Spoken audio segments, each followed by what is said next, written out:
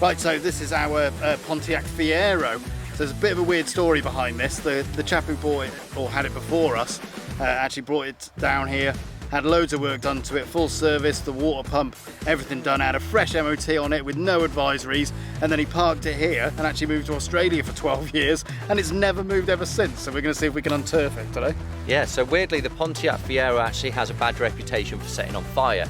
Now because of the year and because we have no history with this, we don't know if this has had the recall done or not, so we're kind of a little bit on edge, but we can't wait to get this thing fired up after 12 years sat in the bush. Right, so time has come, we're going to pull the Fiero out, but first we've got to get rid of everything around it, and we're going to have to do a bit of hedge hopping or diving into the bushes to actually clear some room, so let's get on it. That proper stinks. The 9-iron or the wood? Well, that's a 7, but it'll do. Yes.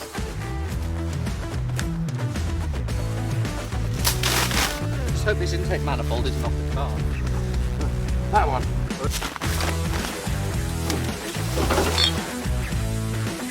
Nearly see a door. First time the doors will open in 12 years. Look at the sunstream. Yeah.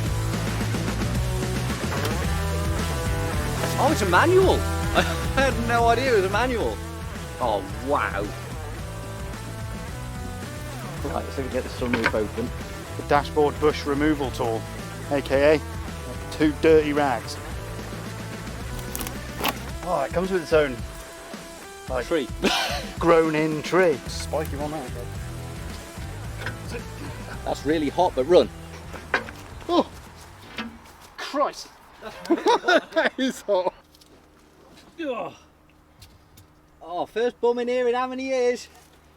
Yeah, somebody fell on me. Right, so typical American. They've left the keys in the visor. Right, we've got neutral, that's good. Cool. Handbrake is off, luckily, because that would be well jammed on. Next thing we need is a tow. Give it a jiggle.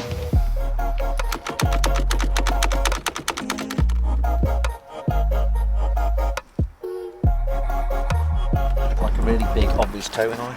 We're trying to actually find somewhere to tow this out on. We've had a little Google and had a look, and it says that we need to remove the whole front end to actually do it, but we don't want to do that. We haven't got time to do that. So what we're trying to do is get a rope round it at the moment and hopefully drag it out. No, still trying to get this steering lock to come off. These are quite prone for the plate, steering locking plate wearing. I might disconnect the steering, actually take the cylinder out. Put it off. And that hasn't helped at all. Rope is going on somehow. Right, this is officially the worst car I've ever had the fucking misfortune of trying to drag. Yeah, bonnet's coming off. Oh, it's getting hot out here. Go up. Can't, it's this side. Get him. That's it, go. We can drive like that because that's the boot. We're allowed to drive like this. Yeah, you can drive like that, it's a boot. It is, yeah. Mint. Where'd you put your shopping? There's got to be something we can drag it from. Can you go round onto the subframe there? Got it. Got it. Yeah, got it. Right, I need to find your hand. It's still there. Stupid Fiero. Really didn't want to do this, but needs must. I can't believe we found the key and now having to break the steering lock. Right.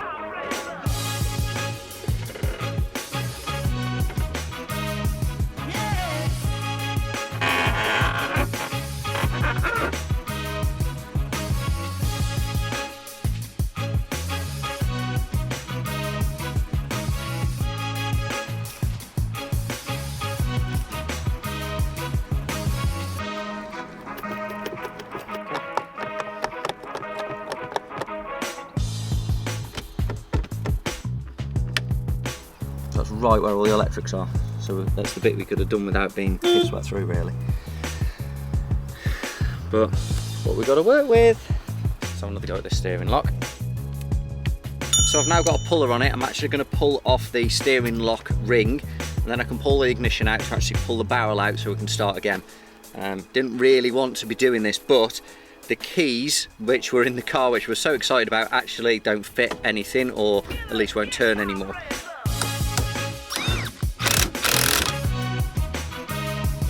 That's it. It's gotta be.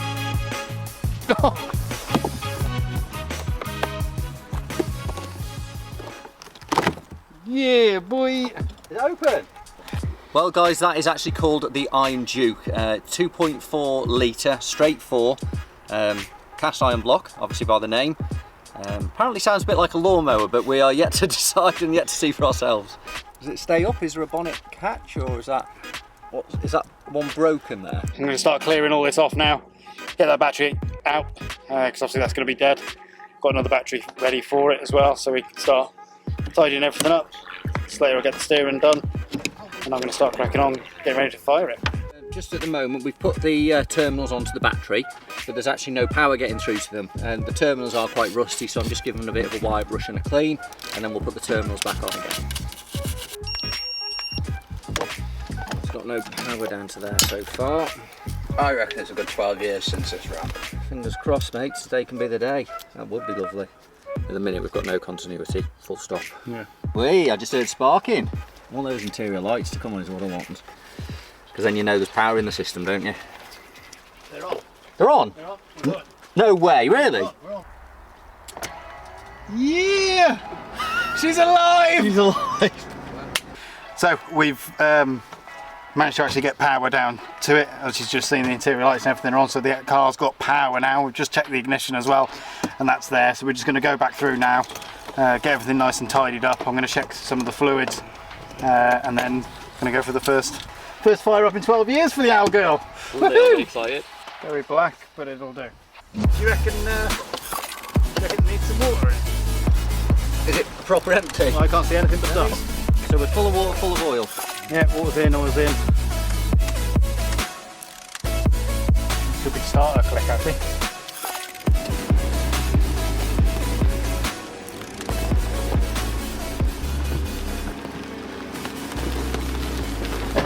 Get some air in her. It aren't dry rotted. They're not though, are they? Interesting one. Dirty.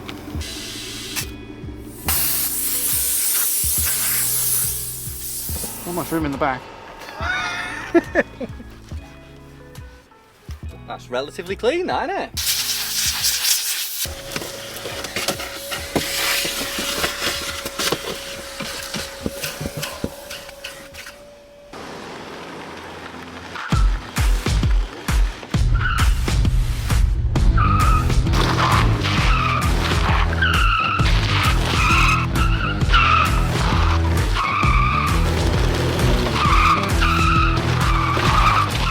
We've just pulled the Fiero out around the front, towed it around to see if we could jump it to get the engine moving around a little bit, because it feels a bit seized, which we're really hoping it isn't.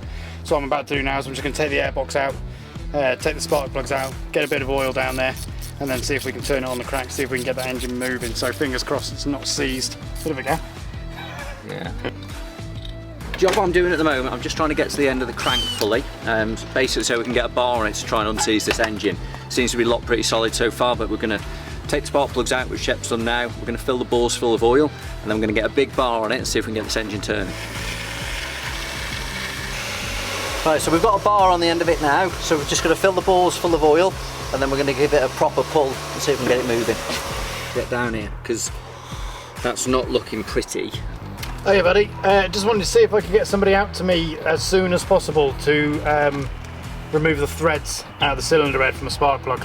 You can be assured you'll receive a cost-effective service. The thread of the spark, you snap the spark plug basically. No, the spark plugs come out, but it's completely disconnected from the thread and the nut. You strip the spark plug's threads in the cylinder head, is that what you're saying? No, the spark plugs come out, but the core's still in it. So you snap the spark plug in half basically? Not really, no. So the thread and everything's still in, but the core of the plug's come back out. So you've only got half the spark plug out. You're left with the spark plug thread in it, you're saying, and the nut? Yeah, the nut and the thread's still in the engine, yeah. Okay, what's this on now? It's on a Pontiac Fiero.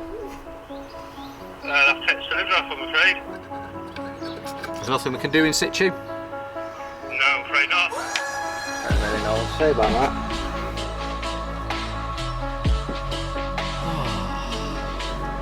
Killing me that off, that isn't this heat.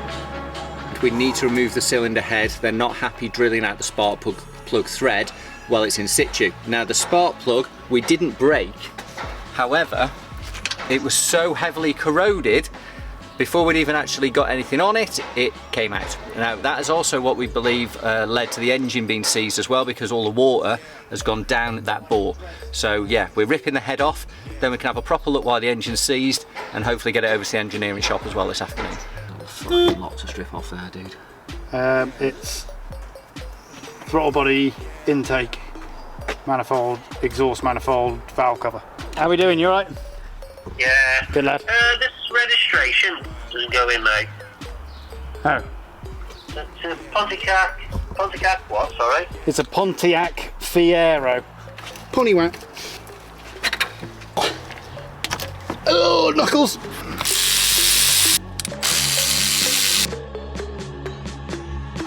Starting to consider the details that we had about this car now. Yeah. Freshly served before it was sparked up. That's how your oil shouldn't look or taste.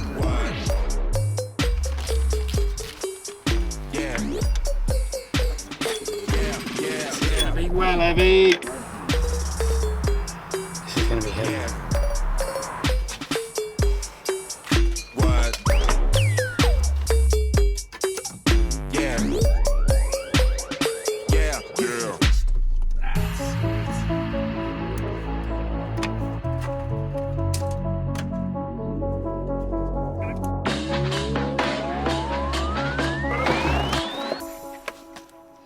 We're actually going to drop the oil out the bottom as well, just to kind of see what the quality is of it. And we're trying to get the engine to do one full revolution at least before we go any further. So we've got oil sat inside the bores, just kind of soaking in case it's the rings that are stuck. But the pistons are actually all moving a little bit, so we kind of don't know what's stopping it at the moment. But loads of oil, loads of lube, and keep it moving. Look at that go! She's alive. Look at that. So what I'm going to do now is I'm going to take the alternator off and the water pump off and see if I can find out where they don't seem to be working very well at the moment. And I'm going to carry on checking continuity down to the starter motor. So I've actually managed now to get power from the ignition down to the starter motor, but the solenoid is still not engaging. So I'm going to start beating it and thrashing it and try and get it moving. Don't think that alternator's coming off. Why? There's enough room to get your finger through this tiny little gap, and there's a bolt there. Really? Yeah. That's wicked. It looks like you have to take all the oil filter and everything off to get it. Great. Brilliant design. This will probably be another size, seeing as there's been 3 different size bolts so far on this alternator. I've beat the alternator, so I won that one. Can you see any bolts for the bottom of the water pump there? No, I can see the power steering and that's it. No, is it air conditioning I can see? Right, so that's the end of day 1. We're going to be back here in the morning, put the head back on and figure out the last little bits with these ancillaries, and then hopefully we can fire this thing up and take it for a drive. So back in the morning. Right, so here we are, we're on day 2 now. We're having a bit of a late start today because we've been over and actually picked up the head from the machine shop. They've managed to get the spark plug that had kind of corroded to death, so when we tried to remove it and it just crumbled, they've actually got the remnants of that out for us, cleaned the head up, and we're kind of ready to put it back on now. Yeah, so we've picked up a couple of extra bits as well. We managed to get new oil for it, new spark plugs as well, which is good. So I'm going to carry on now, getting the water pump off, starter motor's coming off, head on, and we're back to where we started.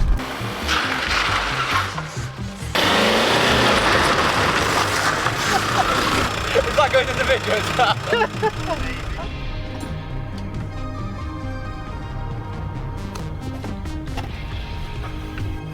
this being a Pontiac and us being in the UK, there's not a lot of parts available for this. So what we're about to do is something that you shouldn't do, but we're going to do, which is use a second-hand head gasket, or use the head gasket that came off. We're doing the wrong thing the right way. That's it.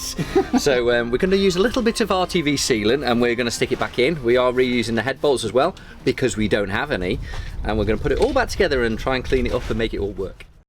If anybody wants to comment below, yes, this is bodging, but if it works, it works. Right, where is our reusable gasket?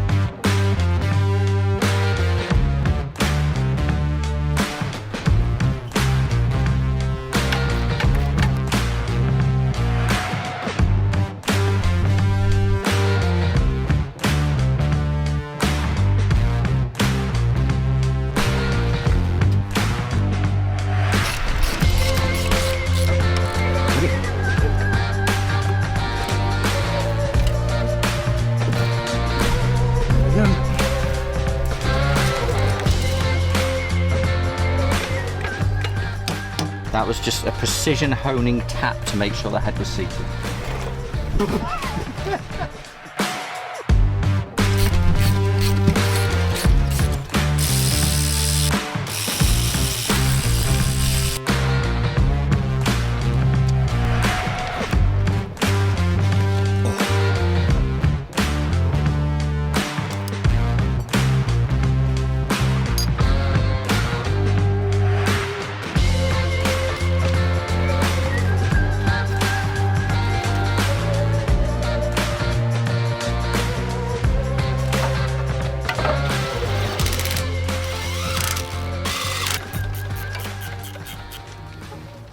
We're not going full restoration here, but as I've done it, one of the cables was really brittle and it was actually deteriorating, so just put some new ones on, because obviously while you're there you may as well replace them with a bit of new vac lines. Tiny little gap under here, and the bolt, the last bolt I can feel in holding this into the block, where, because there's such a small gap where the wiring goes, the bolt's there and the wiring goes there. The head is practically on now, intake's on, manifold is on. I'm having a cool and Mr. Shep is now taking over again on the water pump. Because there is no room around the car, we're having to take it on turns, kind of who can access the engine, and because it's so hot, we're having a rest in between. Why is it a different size again? Yay! There was a bit of giving it. Right, mint. Let's get it off, split it down, and clean it out. So I'm opening up the water pump at the moment. There is actually an RTV seal around this, so you can open these up and actually maintain them. So I'm splitting it open, I'm going to fill it full of oil and hopefully kind of crack it off and get it moving again. That the aircon unit was covering all the bolts to get the water pump off. Getting that off was a bit of a ball ache, but that's off now. So to get the water pump back on a lot faster, because we can't obviously be wasting the time, I'm going to rip all the rest of the aircon pipes out, because we don't care about aircon. We've got a sunroof in this thing. I'm going to rip all these pipes out, give us loads of room, get that water pump back on nice and fast. So that is exactly what's made the easy job of taking the water pump out a proper pain in the ass. So I'm actually, just because I can, putting the spark plugs in. Mr. Shepherd is going to put the water pump back in, now it's unseized and resealed. And once we've done that, we can then measure a belt up to actually get a new belt on it, and then basically we can put everything else on while we wait for the belt to arrive. Oh, this is the problem that we have next. I don't know which bolts went where. I've got the water pump and everything reconnected, so I've just been tightening up the Jubilee for the water pipe. I'm just going back now. I've just plumbed the fuel lines back in, just rerouted them and connected them back to the block. And I've just noticed that this cable that goes to the battery, the way they've routed it is actually behind the pulleys, and you can see already that it's just rubbing away on that wire, so I'm not happy with that. So I'm just going to disconnect this terminal and I'm going to run it back round, just to eliminate the chances of it setting on fire while we're in it. And then we're going to put the airbox and everything back on, and fingers crossed, fire it up. Have you seen all the head sweat marks?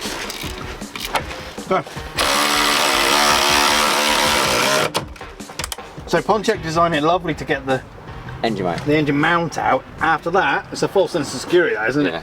Start motor. Now comes the task of getting this huge starter motor out. Yeah! Clean it off, lube it up, Morgul help. Dirty out thing, isn't it? That is, yeah. So if we can get this thing to chirp again, we'll be away.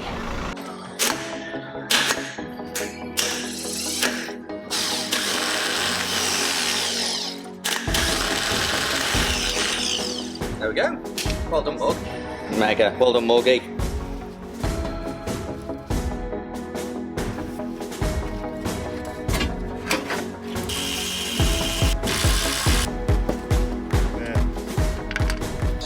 Okay, so starter motor's back on, everything's reconnected. Slater is just putting the belt on, and then I'm going to put some oil in it, and then we're actually going to go and test fire it up again.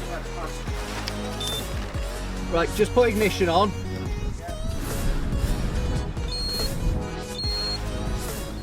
Turn off. Crank. Two things. One, we're not getting power from the car. So the car is not trying to excite the starter. Number two is, even when I'm putting voltage direct to it, it's not cranking either. It's a real bodge dangerous thing to do here, but I don't know if I want to do it. Okay, why not? Pass us a screwdriver. These jump packs are a beast. Right, where's the stupidest place to put a battery?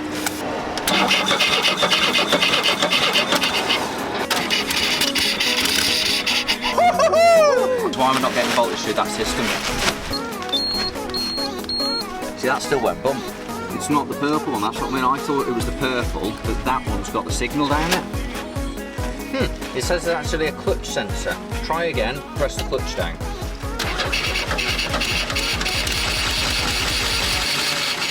Just firing.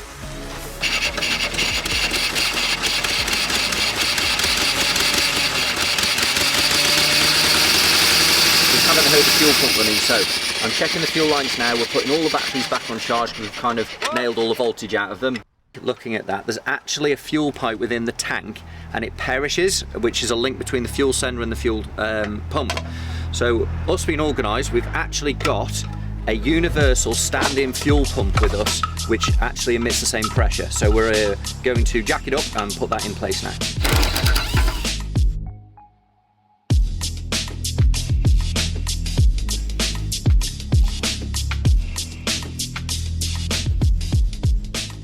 This is the 12 volt fuel pump that I mentioned. So this runs from 9 to 14 PSI, which is exactly what the Fiero wants to actually run at. So I'm doing a kind of temporary wire up to it. We're going to put an inline fuel pump straight to a jerry can and actually see if this thing will tick over. So first of all, I've got to wire this up.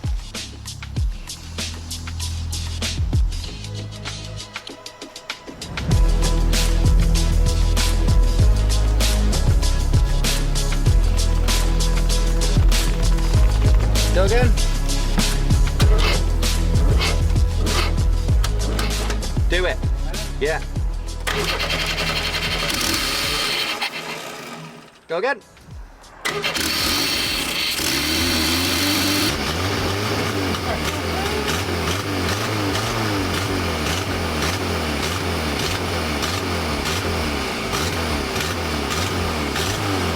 going. Power! We introduced the Pyromaniac. It's now becoming an Anarchy vehicle with its name on the bonnet, just like all the rest. So that's it, I think we're going to leave it there. She's now running. Yeah, the Pyromaniac lives. So next episode, we're going to be going on a big road trip on it and properly having some fun. Yeah! It's winking! Go off and on again. And on again. Oh my god! Wow! Oh my god! I'm so excited right now! Let's do it again!